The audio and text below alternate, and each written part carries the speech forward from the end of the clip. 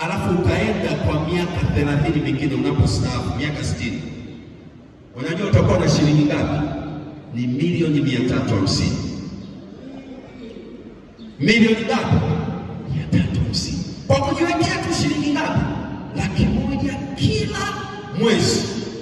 Sasa hapo yawezekana ukaamua kuweka 50,000, ukaweka shilingi 10,000, ukaweka shilingi ngapi?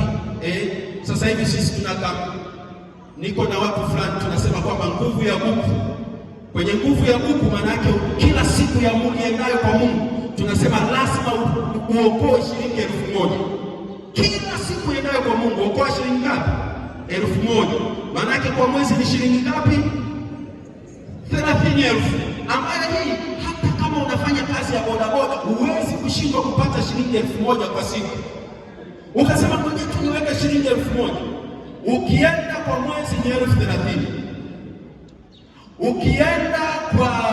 Ukipiga hesabu kwa miaka 5 utakuta pale una shilingi milioni 7. Unaenda karibu miaka, utakuwa na fedha ya kutosha sana. Unakuwa na fedha ya kutosha. Kwa hiyo niwaombe, kwa sababu pia huwezi kujua lini unaweza ukapata dharura yoyote, lakini umri wetu tunapoendelea kukua, kuna wakati tutachoka, nguvu zitatuishia, na nguvu zikituishia hatutakuwa na uwezo wa kuajirika tena. Ni vizuri tuwe na fedha tunapostaafu, zile fedha zifanye kazi badala yetu, na hiyo inawezekana tu kwa kuamua kuweka akiba leo hii, na ni bora uanze leo.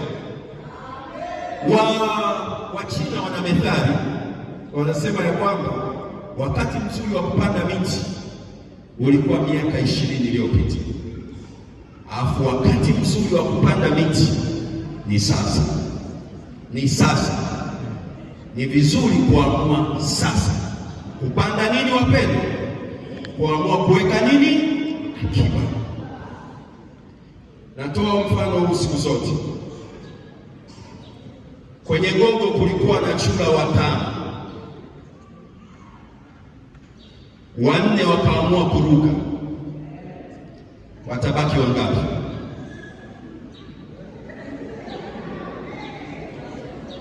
Kwenye gogo kuna chura 5, alafu 4 wakaamua kuruka, watabaki wangapi wapendwa? Wangapi wanasema mbona hesabu rahisi tu, watabaki wangapi?